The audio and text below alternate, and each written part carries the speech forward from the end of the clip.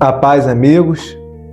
Boa segunda-feira para você, para a sua família. Que o Senhor venha nos abençoar, venha nos conceder uma semana de bênção, de vitória, nos livrando de todo mal. Esse é o meu desejo para você e para a sua família, tá? Bom, você que começou a ver esse vídeo agora, pause ele agora, dê um pause, vai na cozinha, faça uma pipoca. Se você já lanchou, faça um chá, que até a conclusão você, até o chá esfriar, você vai bebendo e vai assistindo, que assim como no episódio de sexta-feira aqui trouxemos, cara, esse episódio de hoje tá eletrizante, cara. Mas infelizmente, mais uma vez, um final bem caótico, bem trágico, né?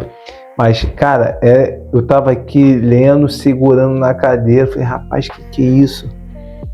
Sabe? Eu vou aproveitar bem o tempo, eu vou vindo falando algumas coisas, pontuando, para o vídeo não ficar tão longo quanto segunda-feira, né? Mas vamos lá, cara, olha só o que aconteceu. Antes, tem que fazer o nosso pitch. Se você deseja fazer um rebaixamento, divisória, parede, closet, estante, colocar uma porta de correia embutida no drywall para ganhar espaço dentro da sua casa, entre em contato com a RR Drywall e Pintura e faça o orçamento, uma empresa séria, honesta, transparente. Você não vai ter nenhuma dor de cabeça, tá?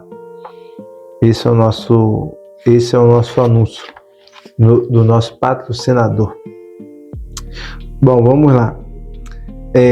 Este homem aqui, ó, Philip Dick, um empregado do metrô de Londres, de 43 anos, estava dentro do cavernoso saguão principal da estação King's Cross. Se eu errar alguma coisa em inglês, tá? Me perdoe. Bom, ele era um empregado, um funcionário, tá? E, cara, por causa de uma situação, agora eu vou pro final, depois venho pro começo. Por causa de um ato imprudente desse rapaz, olha só o que aconteceu. Cadê? 31 pessoas morreram e muitas ficaram feridas. Bom, voltando agora para cá. Eu vou lendo e vou vindo aqui, fazendo aquele ping-pong, né? Bom, ele estava lá no posto dele e um passageiro falou, ó, tem um lenço pegando fogo debaixo da escada. Ele saiu do posto, foi lá, tá? Viu, pegou um pedaço de revista e apagou aquele fogo, tá? No lenço, e não averigou, não foi olhar se tinha alguma coisa, se vinha de alguma parte, o porquê, não averigou nada disso, nem passou para a brigada, para o seu supervisor, para outros colegas, não. Aconteceu ali, voltou para o posto e vida que segue, né? Igual aquele ditado, né, do mundo do futebol, bola pro mato que ainda tem campeonato, né? Não é algo assim. Enfim, foi isso que ele fez. Aí a história agora vai vir desenrolando, né? Vamos lá. As escadas rolantes da estação em particular eram famosas por seu tamanho e idade. Algumas se estendiam por até 5 andares subterrâneos e eram feitas com ripas de madeira e corrimãos de borracha, os mesmos materiais utilizados para construí-las décadas antes. Mais de 250 mil passageiros passavam por King's Cross todo dia. Então, eram muitas pessoas, tá, que passavam por ali. Assim, a gente lamenta as mortes, mas graças a Deus não fui, em comparação com 250 mil, né? foi pouco em questão de número, mas só a família de cada um sabe a dor que isso teve, né? E lá, tá? Nesse metrô aqui, nessa empresa, nessa organização, agora eu vou relembrar o que a gente falou muito bem aqui na sexta, sobre as regras, né, tácitas, que são aquelas regras informais, né, aquelas conversas de corredor, né? Então, assim, tinha muito disso, mas na teoria, ou melhor, na prática, não tinha nenhum papel que dava uma orientação clara, um norte, tá? E cada qual só queria fazer a sua parte, tá? E era uma briga interna terrível, tá? O metrô era governado por uma espécie de regulamento teórico que ninguém nunca tinha visto nem lido. Então o que regia lá era um regulamento teórico que no papel não tinha nada. E que na verdade não existia, a não ser nas regras tácitas que regiam a vida de todos os funcionários. Fazia décadas que o metrô vinha sendo administrado pelos 4 barões, os chefes de engenharia civil, elétrica, mecânica e de sinalização. E dentro de cada um dos seus departamentos havia chefes e subchefes que protegiam sua autoridade com unhas e dentes. Mas essa cooperação dependia de um equilíbrio, aqui mais abaixo, de poder entre cada um dos 4 departamentos e todos os seus subchefes. Um equilíbrio que, por sua vez, dependia de milhares de hábitos, às quais os empregados aderiam.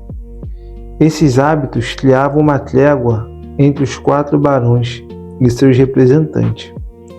E dessa trégua surgiam políticas que diziam a esse funcionário aqui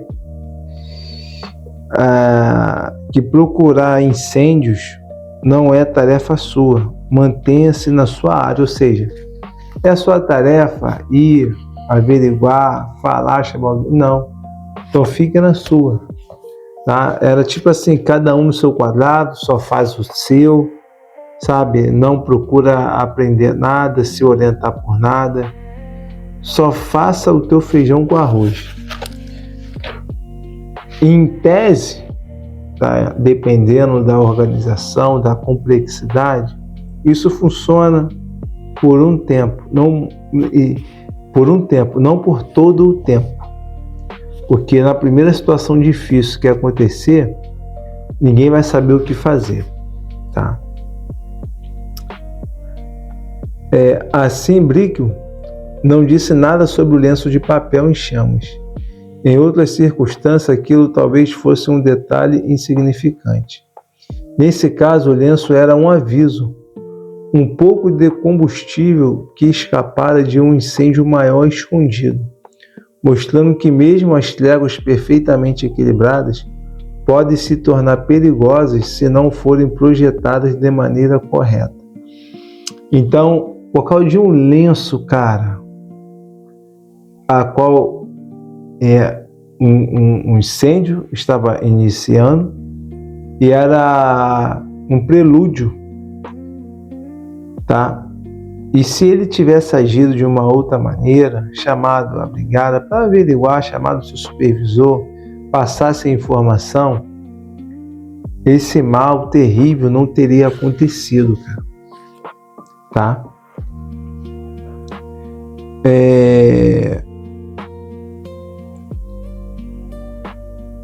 Bom, aí aqui mais abaixo. E no entanto, Ives, o inspetor de segurança, não chamou a brigada de incêndio de Londres.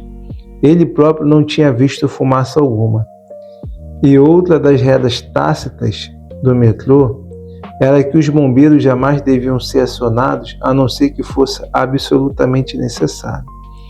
O policial que percebera a névoa, no entanto, achou que devia contatar a delegacia. Seu rádio não funcionava no subterrâneo. Então subiu uma longa escada até o lado de fora da estação e ligou para seus superiores, que por fim transmitiram a mensagem ao corpo de bombeiro às 19h36, 22 minutos após Beco ter sido alertado sobre o lenço de papel em chamas. A brigada de incêndio recebeu um chamado, pequeno incêndio Kings. Os passageiros passavam pelo policial lá de fora, falando no rádio, e estavam entrando com pressa na estação, descendo pelos túneis, tentando chegar em casa para o jantar. Em questão de minutos, muitos deles estariam mortos. Aí aqui que eu anotei aqui, ó, a punho. Sequência de erros resultam em morte, falência e quebra. Sequência de erros, cara. Não é só um erro, são sequências. E se você não se atentar, e se você não observar, você vai quebrar a tua empresa. Você vai quebrar a sua vida profissional.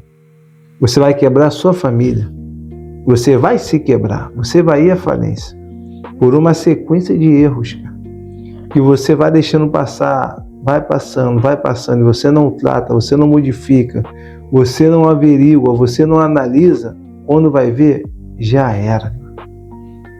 Tá? Eita, aí já vai para 12 minutos. Bom, aqui na outra página, as tréguas que governavam o metrô garantiam que cada pessoa soubesse o seu lugar, mas não deixava espaço para descobrir nada além do que ela tinha a obrigação de saber. Avis passou correndo pelos controles dos sprinters, sem ao menos olhar de relance para eles. Então, cara, esse negócio só de você só fazer o seu, e você, poxa, numa situação de emergência, cara, você não sabe fazer nada. Você precisa, se você está em um local, você precisa, mesmo que você não faça, ter uma noção, caraca, eu estou aqui, pô, se acontecer isso, se acontecer aquilo, o que eu faço? Como que eu ajo? Com quem eu falo? Com quem eu pergunto? Pra você não ficar perdido, não ficar vendo o navio afundar e você ir na pique, tá? Aqui é outra página, ó. Aqui eu acho legal aqui, ó.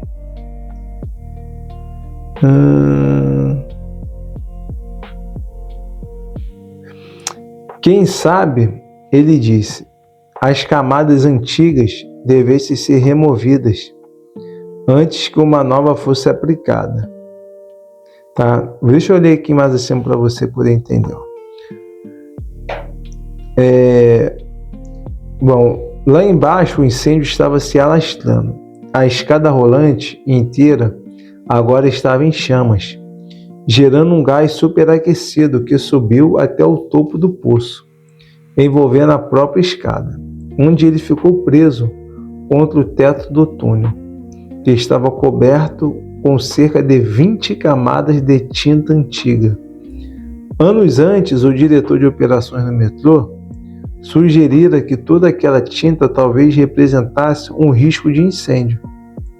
Quem sabe, ele disse, as camadas antigas devessem ser removidas antes que uma nova fosse aplicada. Os protocolos de pintura não eram da sua alçada. No entanto, a responsabilidade pela pintura pertencia ao departamento de manutenção, cujo chefe educadamente agradeceu a recomendação ao colega. E então observou que se ele quisesse interferir em outros departamentos, o favor rapidamente seria retribuído. O diretor de operações retirou sua recomendação. Olha só, cara, o cabo de guerra, cara. Cara, se você não tiver na sua empresa, sabe, um controle e deixar com que as coisas virem um cabo de guerra, cara, o final só é só a ruína. Não existe vencedor onde existe cabo de guerra, tá? Aqui na outra página, Ó.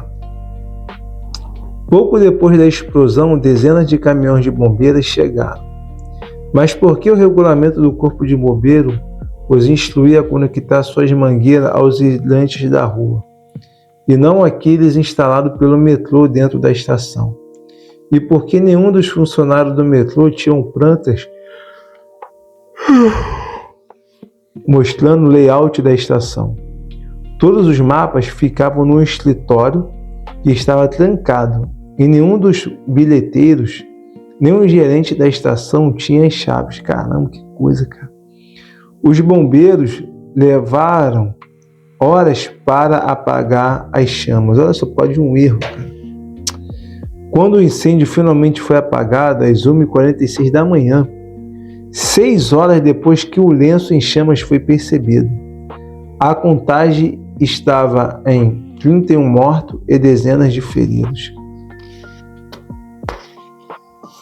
Tá? Bom, eu vou aqui ir para o resumo, quando é do tempo. Vou ler 2 últimas coisas que eu achei bem pertinentes.